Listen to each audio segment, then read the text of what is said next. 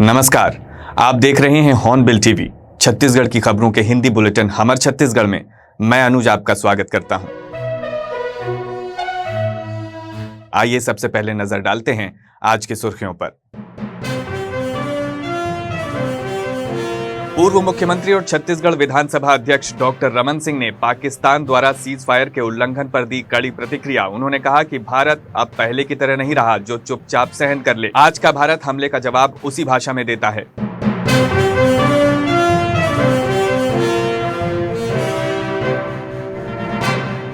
अंबिकापुर में आयोजित होने वाले मोर आवास मोर अधिकार कार्यक्रम में शामिल होने छत्तीसगढ़ पहुंचे केंद्रीय ग्रामीण विकास, कृषि एवं किसान कल्याण मंत्री शिवराज सिंह चौहान। प्रधानमंत्री आवास योजना के तहत 3 लाख से ज्यादा घरों का करेंगे वितरण।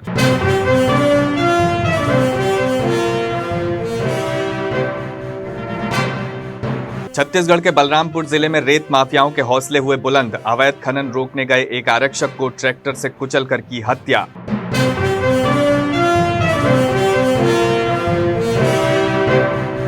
मुख्य समाचारों के बाद अब खबरें विस्तार से। पूर्व मुख्यमंत्री और छत्तीसगढ़ विधानसभा अध्यक्ष डॉक्टर रमन सिंह ने पाकिस्तान द्वारा सीज फायर के उल्लंघन पर कड़ी प्रतिक्रिया दी है। एक दिवसीय प्रवास पर दुर्ग सर्किट हाउस पहुंचे डॉक्टर सिंह ने मीडिया से चर्चा करते हुए कहा कि पाकिस्तान की दोहरी नीति अब किसी से छुपी नहीं है। उन्होंने बताया कि भारत और पाकिस्तान के बीच हुए सीज फायर समझौते के बावजूद पाकिस्तानी सेना लगातार ड्रोन हमले और गोलीबारी जैसी हरकतें कर रही है।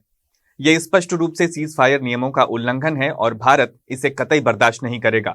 उन्होंने कहा कि भारत अब पहले की तरह नहीं रहा जो चुपचाप सब कुछ सहन कर ले। आज का भारत हर हमले का जवाब उसी भाषा में देता है। पाकिस्तान को यह समझ लेना चाहिए। उन्होंने कहा कि पाकिस्तान को यह समझ लेना चाहिए कि उसकी नापाक हरकतों का अंजाम उसे ही भुगतना पड़ेगा। मूल विषय ये है कि जिस प्रकार घटनाक्रम आगे बढ़ा और पहली फायरिंग या पहला आक्रमण आतंकवादियों ने किया और उसके बाद हमारे लोगों ने उसमें कार्रवाई की। अब मुझे लगता है कि अंतिम रूप से उनको चेतावनी दी जा चुकी है। प्रधानमंत्री जी ने इतनी बड़ी बात कह दी कि गोली चलाएंगे तो गोला चलेगा, तो कहीं से भी इस प्रकार शरारतपूर्ण कार्रवाई होगी तो भारत उसका मुंहतोड़ जवाब देने को तैयार है और दे भी रहे हैं। केंद्रीय ग्रामीण विकास, कृषि एवं किसान कल्याण मंत्री शिवराज सिंह चौहान आज रायपुर पहुंचे। वे 13 मई को अंबिकापुर में आयोजित मोर आवास मोर अधिकार कार्यक्रम में शामिल होने के लिए छत्तीसगढ़ आए हैं। रायपुर एयरपोर्ट पर उनका स्वागत उप मुख्यमंत्री विजय शर्मा, सांसद बृजमोहन अग्रवाल और मंत्री राम विचार नेताम ने किया। एयरपोर्ट पर मीडिया से चर्चा करते हुए केंद्रीय मंत्री शिवराज सिंह चौहान ने कहा कि छत्तीसगढ़ को विकसित राज्य बनाने की दिशा में केंद्र और राज्य सरकार मिलकर कार्य कर रहे हैं। शिवराज सिंह चौहान ने पूर्ववर्ती सरकार पर भी निशाना साधा। उन्होंने कहा कि पिछली सरकार ने गरीबों की आवाज को दबा दिया था। केंद्र सरकार ने पीएम आवास योजना के तहत धनराशि भेजी थी, लेकिन राज्य सरकार ने अपनी हिस्सेदारी नहीं दी, जिससे कई गरीबों को उनका हक नहीं मिल सका। छत्तीसगढ़िया सबसे बढ़िया प्रधानमंत्री श्रीमान नरेंद्र मोदी जी के नेतृत्व में विकसित भारत के निर्माण का महायज्ञ चल रहा है। विकसित भारत के लिए विकसित छत्तीसगढ़ बनाने के लिए हमारी दोनों सरकार, केंद्र सरकार यहाँ विष्णु जी के नेतृत्व में, राज्य सरकार निरंतर काम कर रही है और विकसित छत्तीसगढ़ के लिए विकसित कृषि और समृद्ध किसान, विकसित गांव और गरीबी मुक्त गांव बनाने का संकल्प हमारा है। और इसलिए कल राज्य सरकार के साथ कृषि और ग्रामीण विकास दोनों विभागों पर चर्चा करके भारत सरकार और बेहतर छत्तीसगढ़ के लिए क्या कर सकती है, इसका हम प्रयत्न करेंगे, इस पर फैसले करेंगे। मुझे बताते हुए प्रसन्नता है कि पिछली सरकार ने गरीबों के आवास छीन लिए थे। प्रधानमंत्री ग्रामीण आवास योजना के अंतर्गत पैसा तो भेजा गया था, लेकिन तत्कालीन राज्य सरकार ने अपना शेयर ही उसमें नहीं मिलाया, इसलिए मकान बन नहीं पाए थे। और तब भारतीय जनता पार्टी ने ये कहा था, आंदोलन भी चले थे और ये कहा था कि हमारी सरकार आई तो हर पात्र गरीब को मकान दिए जाएंगे। मुझे कहते हुए प्रसन्नता है, उप मुख्यमंत्री जी भी यहाँ साथ में हैं, ग्रामीण विकास वही देख रहे हैं कि पिछले साल लगभग 13 लाख आवास, शायद इतिहास में पहली बार एक साथ इतने मकान छत्तीसगढ़ के गरीब बहनों और भाइयों को प्रधानमंत्री आवास योजना के अंतर्गत दिए गए थे। और अभी फिर मुख्यमंत्री जी ने, विजय जी ने ये कहा कि अभी 3 लाख बाकी है, 3,776,19 पूरा हिसाब किताब है। तो अब वो 3,719 मकान भी पूरे करना है। एक भी 2018 की आवास प्लस की जो सूची है उसमें एक भी पात्र शेष नहीं रहेगा, सबको मकान दिए जाएंगे और बाकी कोई रह गया तो नया सर्वे जारी है। छत्तीसगढ़ के बलरामपुर जिले में रेत माफियाओं द्वारा एक पुलिस कांस्टेबल को ट्रैक्टर से कुचलकर मार देने का सनसनीखेज मामला सामने आया है। घटना 12 मई 2025 की रात की बताई जा रही है। घटना उस समय हुई जब पुलिस और वन विभाग की संयुक्त टीम ग्रामीणों की शिकायत पर अवैध रेत खनन रोकने के लिए लिबरा गांव पहुंची थी। ये गांव छत्तीसगढ़ और झारखंड की सीमा पर स्थित है। जानकारी के मुताबिक कन्हर नदी के पास अवैध खनन की गतिविधियां लंबे समय से चलती आ रही हैं। रेत माफिया जो मुख्य रूप से झारखंड से आते हैं, वे बड़े पैमाने पर रेत का अवैध उत्खनन वहां से करते हैं। पुलिस के अनुसार टीम ने मौके पर पहुंचकर खनन रोकने का प्रयास किया, लेकिन रेत माफियाओं ने ट्रैक्टर से भागने की कोशिश की और इस दौरान एक ट्रैक्टर ने कांस्टेबल भजन सिंह को कुचल दिया। गंभीर रूप से घायल कांस्टेबल को अस्पताल ले जाया जा रहा था, लेकिन रास्ते में ही उसकी मौत हो गई। ये घटना क्षेत्र में माफियाओं के बढ़ते साहस को दर्शाती है, जो अब पुलिस अधिकारियों पर भी हमला करने से नहीं हिचकिचाते। सरगुजा रेंज के आईजी दीपक कुमार झा ने मामले की गंभीरता को देखते हुए सनावल थाना प्रभारी दिव्यकांत पांडे को निलंबित कर दिया है। आईजी ने कहा है कि थाना प्रभारी ने बिना वरिष्ठ अधिकारियों को सूचित किए और अपर्याप्त बल के साथ कार्रवाई की, जिसके कारण यह हादसा हुआ। पुलिस ने हत्या का मामला दर्ज किया है और आरोपियों की पहचान करने में जुटी है। चूंकि लिबरा घाट छत्तीसगढ़ और झारखंड की सीमा से सटा हुआ है, इसलिए पहचान करने में कुछ दिक्कतें आ रही हैं। पुलिस के अनुसार घटना से 2 दिन पहले पुलिस ने 3 ट्रैक्टरों पर कार्रवाई की थी, लेकिन बाद में उन्हें छोड़ दिया गया था। ग्रामीणों का कहना है कि वे लंबे समय से अवैध रेत खनन की शिकायत करते आ रहे हैं, लेकिन प्रशासन ने कभी कोई ठोस कदम नहीं उठाया। लिबरा गांव छत्तीसगढ़ के कृषि मंत्री रामविचार नेताम के गृह क्षेत्र से भी जुड़ा हुआ है, जो इस मामले को और अधिक संवेदनशील बनाता है। ये घटना छत्तीसगढ़ में अवैध रेत खनन की बढ़ती समस्या को उजागर करती है, जो न केवल स्थानीय प्रशासन के लिए चुनौती है, बल्कि राष्ट्रीय स्तर पर भी चिंता का विषय है। रेत माफियाओं का साहस इतना बढ़ गया है कि वे पुलिस अधिकारियों पर हमला करने से भी नहीं हिचकिचाते, जो कानून और व्यवस्था पर सवाल खड़े करता है। ये बलरामपुर के सनावल थाना क्षेत्र में कल फॉरेस्ट डिपार्टमेंट के द्वारा एक सूचना आई थी, कहीं पे अवैध अतिक्रमण है। उसके लिए पुलिस के सहयोग के लिए उन्होंने थाना सनावल में बताया था, जिसके बाद फॉरेस्ट विभाग की टीम और जो पुलिस विभाग की टीम है थाना प्रभारी के साथ वहाँ पे मौके पे गई थी। वहाँ पे कार्रवाई करने के बाद इनको एक और सूचना मिली कि कहीं पे जो कन्हार नदी है वहाँ उसके पास कहीं पे अवैध उत्खनन के संबंध में इनको जानकारी मिली है। फिर ये टीम जो है वहाँ पर पहुँचे। उस दौरान वहाँ पे कुछ घटनाक्रम के दौरान जो है हमारा एक आरक्षक जो कि उस टीम में शामिल था, आरक्षक श्री बच्चन सिंह, वो वहाँ पर एक ट्रैक्टर वहाँ पर अवैध उत्खनन में इन्वॉल्व था, उससे चोट खाकर वहीं पर गिर गया और जिसके पश्चात जो है उसके आज सुबह डेथ हो गई है। इस पूरे प्रकरण में जो है इस पर जांच की जा रही है किस प्रकार से ये पूरी घटनाक्रम हुई है, और इसके संबंध में जो थाना प्रभारी है उसको भी जो लापरवाही कृत्य जो उनके द्वारा किया गया उसके लिए निलंबित कर दिया गया है। बिल्कुल सभी पुलिस अधीक्षक हो, सभी थाना प्रभारियों को इस संबंध में सख्त निर्देश है किसी प्रकार की अवैध गतिविधियां कहीं भी संचालित नहीं हो, और इसी क्रम में अगर कहीं पे अवैध कोयला या अवैध उत्खनन के संबंध में किसी भी प्रकार की कोताही हमारे अधिकारियों द्वारा बरती जाती है तो उनके खिलाफ भी कार्रवाई होगी, ऐसा बताया गया है।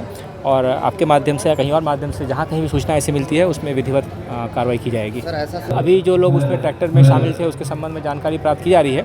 बिल्कुल, चूँकि वो बॉर्डर का गाँव है और वहाँ नदी भी बॉर्डर ही है झारखंड और छत्तीसगढ़ का, तो इसके संबंध में पतासाजी की जा रही है कि वो झारखंड के लोग थे या छत्तीसगढ़ के लोग थे। प्रधानमंत्री आवास योजना का उद्देश्य गरीब परिवारों को उनके खुद के आशियाने का सपना पूरा करना है, लेकिन जमीनी हकीकत इससे बिल्कुल अलग नजर आ रही है। बिलासपुर से लगे ग्राम सीपत से एक लाठी के सहारे चलने वाला बुजुर्ग सोमवार को बिलासपुर के कलेक्टर कार्यालय पहुंचा। उद्देश्य सिर्फ इतना था कि उसे आवास योजना के तहत मिलने वाली राशि मिल जाए ताकि वो बुढ़ापे में अपने सिर पर एक छत बना सके। बुजुर्ग ने बताया कि उसने प्रधानमंत्री आवास योजना के तहत आवेदन किया था और प्रारंभिक प्रक्रिया पूरी भी हो चुकी थी, लेकिन अब तक उसकी राशि नहीं मिली। आवास अधूरा है। उम्र व गरीबी की मार के बीच ये असहाय महसूस कर रहा है। इसी तरह कोटा क्षेत्र से एक और व्यक्ति ने भी योजना की तीसरी किश्त न मिलने और राशि के गबन की शिकायत की है।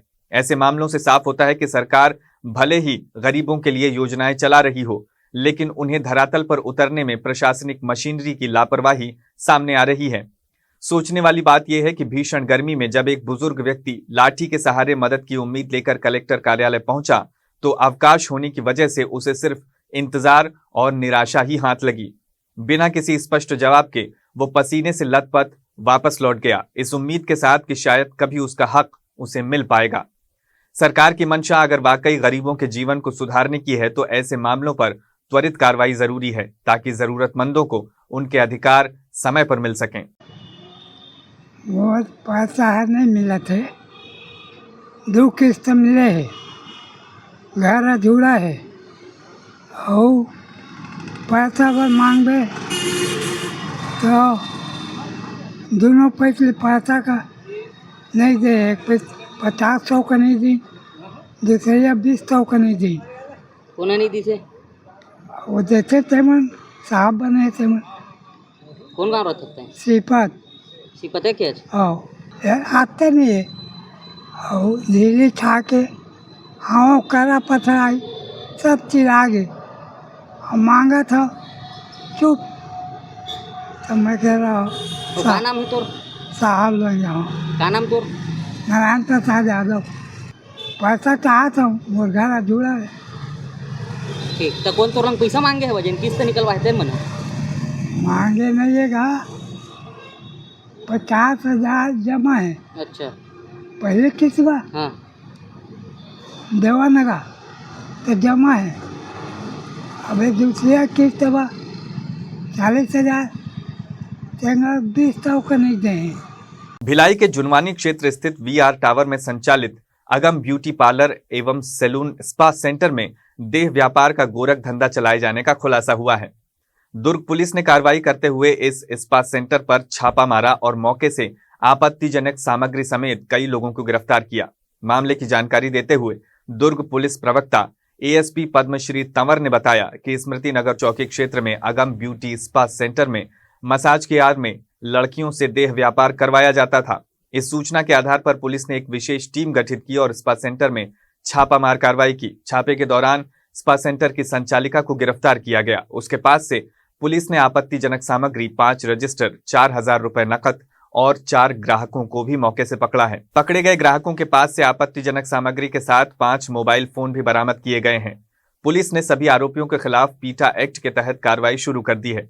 पुलिस की माने तो इस नेटवर्क में और भी लोग शामिल हो सकते हैं जिनकी जांच की जा रही है। ये स्मृति नगर चौकी थाना सोपेला अंतर्गत मामला है कि यहाँ पर एक अगम स्पा सेंटर एवं ब्यूटी सैलून था, जहाँ पर मुखबिर के द्वारा सूचना मिली थी कि यहाँ पर स्पा सेंटर के नाम पर अनैतिक कार्य किए जाते हैं, देह व्यापार का धंधा किया जा रहा है। और मुखबिर की सूचना पर से आगे खबर डेवलप किया गया और जब चीज़ें कंफर्म हुई तो पॉइंटर भेजकर इसमें रेड कार्यवाही की गई थी। रेड कार्यवाही के दौरान एक जो स्पा सेंटर की संचालिका थी उनको एवं 3 अन्य जो आरोपी थे, जो ग्राहक थे वहाँ पे, उन्हें गिरफ्तार किया गया है इस मामले में। और रेड के दौरान वहाँ पर आपत्तिजनक वस्तुएं भी बरामद हुई हैं और जो भी वहाँ पे दस्तावेज मिले हैं उनको सभी को जब्ती करके आगे इन्हें न्यायिक रिमांड पर भेजा गया है। स्मृति नगर एरिया में काफ़ी सारे हैं, एग्जैक्ट डेटा तो मैं आपको नहीं बता पाऊँगी क्योंकि थाना क्षेत्रों से हम उसे कलेक्ट कर रहे हैं।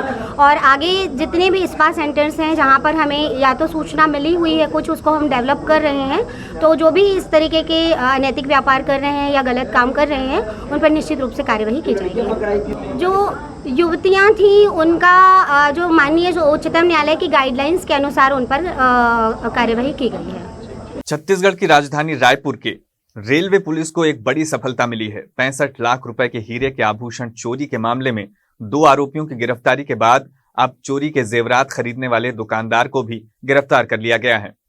दरअसल महाराष्ट्र निवासी हिना पटेल ने 4 अप्रैल को शिकायत दर्ज कराई थी कि वो अपने पति के साथ गोंदिया से रायपुर तक शिवनाथ एक्सप्रेस में यात्रा कर रही थी। इसी दौरान राजनांदगांव और दुर्ग के बीच किसी अज्ञात व्यक्ति ने उनका पर्स चोरी कर लिया, जिसमें 2 हीरे के हार, 4 अंगूठियां, झुमके, 45,000 रुपए नकद और एक मोबाइल फोन था। चोरी की गई वस्तुओं की कुल कीमत 65 लाख रुपए आंकी गई थी। जांच में खुलासा हुआ कि आरोपियों ने वर्ष 2023 और 2024 में छत्तीसगढ़ से गुजरने वाली ट्रेनों में कई चोरियां की हैं। आप लोगों को भी 2-3 दिन पहले ब्रीफ किया था कि प्रार्थी हिना पटेल की FIR पे 2 आरोपी पकड़े गए थे जिनका 65 लाख के जवाहरात और गहनों की चोरी हुई थी। उसमें हम लोगों ने डिजिटल एविडेंस के तहत बैंक में जो 10 लाख रुपए थे वो हमको मिल रहे थे ट्रांजैक्शन में, लेकिन हमारी कोशिश थी कि इनको पुलिस रिमांड पे लेकर के हम जो ओरिजिनल जो ज्वेलरी है उसको जब्त करें। तो हमारी टीम ने श्री एहसन अख्तर और श्री भोलानाथ मिश्रा और RK बोरजा के नेतृत्व में बहुत मेहनत की और हमारा जो DSP दूसरे हैं जो श्री खाखा, उनकी टीम ने कोलकाता में कैंप किया, एक टीम ने राउरकेला में कैंप किया और आरोपी शेखर को राउरकेला से गिरफ्तार करते हुए ये पूरे जवाहरात उनके पास से जब्त किए। अभी हाल फिलहाल 3 आरोपी गिरफ्तार हो चुके हैं। डिजिटल ट्रांजैक्शन हमारा 11 लाख का हमारे पास सीज़ हो चुका है। साथ में ओरिजिनल जो ये जवाहरात हैं जो ये बेच नहीं पाए थे वो भी हमको मिल गए हैं। एक आरोपी गोलू वो अभी फरार है जो कि आरोपी शेखर का भांजा। आरोपी शेखर का ज्वेलरी का व्यवसाय है, इनकी अपनी ज्वेलरी शॉप है और हमको आशंका है कि पहले भी ये चोरी का माल खरीदते रहे हैं, ये पहली बार नहीं है और बहुत मुश्किल से ये माल बरामद हुआ है। ये हमको घुमाते रहे, कभी अपने भांजे की तरफ बोलते रहे, भांजा इनकी तरफ बोलता रहा और वो फरार भी हो गया और आखिरकार ये ज्वेलरी, पूरी ज्वेलरी जितनी भी है वो इनके पास से बरामद हुई। बिलासपुर पुलिस को ठगी के एक बड़े मामले में अहम सफलता हाथ लगी है। सिविल लाइन थाना क्षेत्र में 70 वर्षीय वृद्धा के साथ हुई ठगी के मामले में पुलिस ने अंतर्राज्यीय ठग गिरोह का पर्दाफाश किया है। इस गिरोह में 2 महिलाएं और 2 पुरुष शामिल हैं, जिन्हें पुलिस ने दिल्ली और उज्जैन से गिरफ्तार किया है।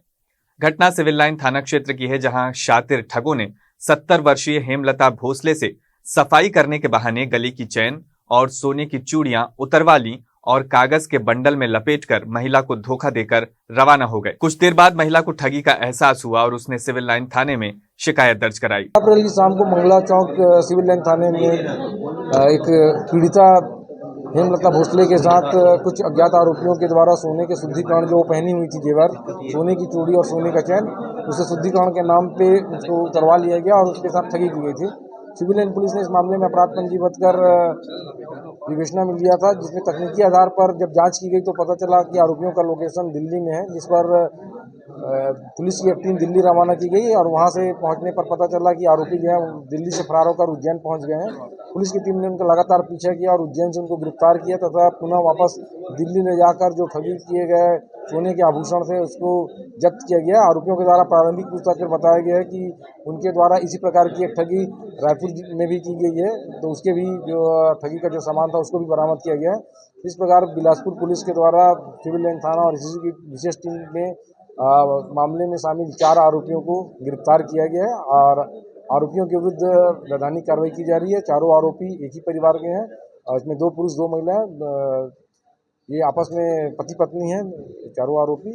उन्होंने बताया कि इसमें ये टारगेट करते थे लोगों को जो अधिक आभूषण पहने हुए हैं और उनमें अलग अलग तरीके से बहाना बनाते थे कि आपका सोना नकली है या सोने की सफाई कर दी जाएगी। तो इसमें उन्होंने सोने की सफाई करने के नाम से पीड़िता से सोने का जेवर उतरवाया था। इस मामले में मैंने बताया कि रायपुर में एक अपराध इनके विरुद्ध पंजीबद्ध है जो कुछ अज्ञात आरोपी के विरुद्ध है। इसमें इनके द्वारा स्वीकार किया गया इस घटना को कारित करना।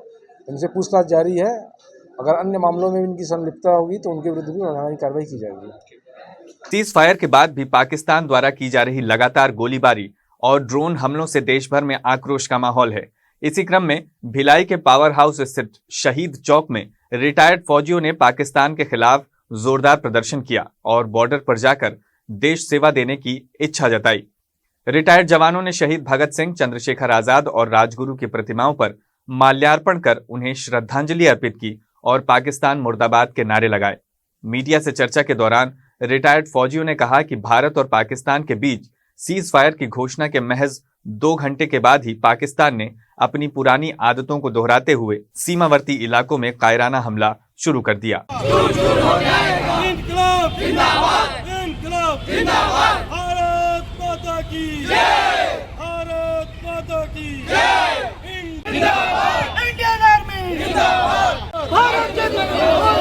इंडियन आर्मी है तैयार, इंडियन आर्मी है तैयार। आज हम लोग भारतीय सेना के रिटायरमेंट फौजी हम लोग इकट्ठा हुए हैं।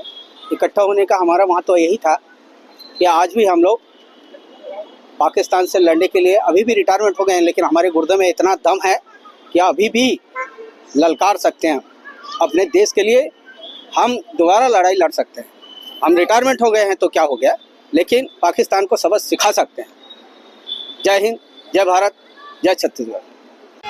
माता की जय, वंदे मातरम, इनकलाब जिंदाबाद, इनकलाब जिंदाबाद, भारत माता की जय।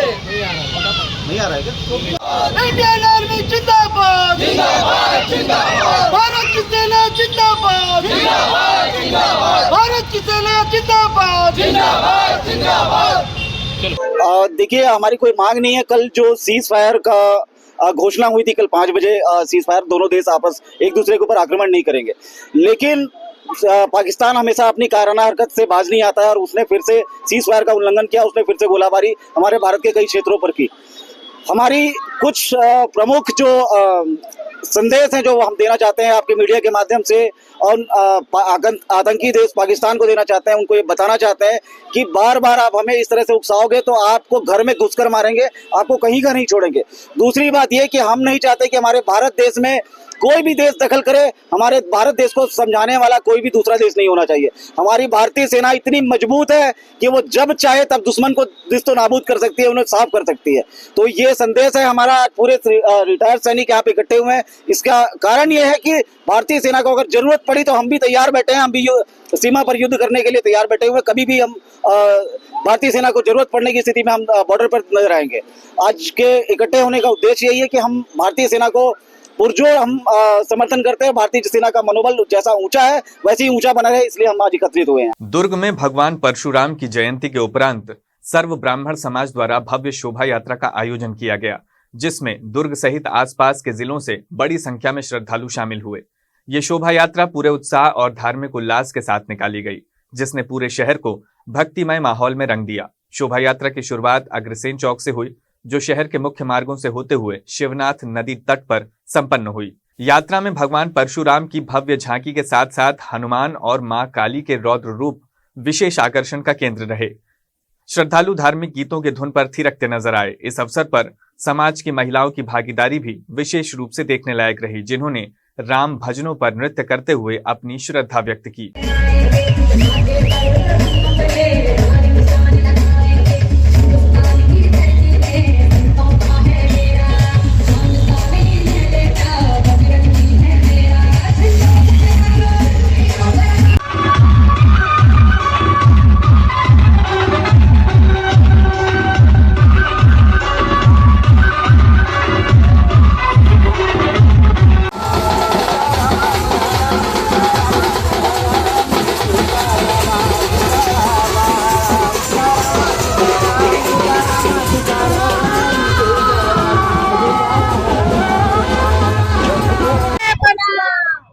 दुर्ग में परशुराम जयंती बहुत भव्य रूप से मनाया जा रहा है। मैं जिला राजनांदगांव में ब्राह्मण समाज की अध्यक्ष हूँ, जिला अध्यक्ष। 27 तारीख को राजनांदगांव में मनाया गया था, 4 तारीख को छुरिया में मनाया गया था और आज हमारे यहाँ 10 तारीख को दुर्ग में मनाया जा रहा है। ये ब्राह्मणों के लिए एक गौरव की बात है। ये सर्व ब्राह्मण समाज इसी प्रकार एक दिन परशुराम जयंती अधिक से अधिक संख्या में यदि हम इकट्ठा होकर तो मनाएंगे तो ये हमारे ब्राह्मणों के लिए और गौरव की बात है। आज के अंक में बस इतना ही। छत्तीसगढ़ की ताजा तरीन खबरों के लिए देखते रहिए हॉर्नबिल टीवी।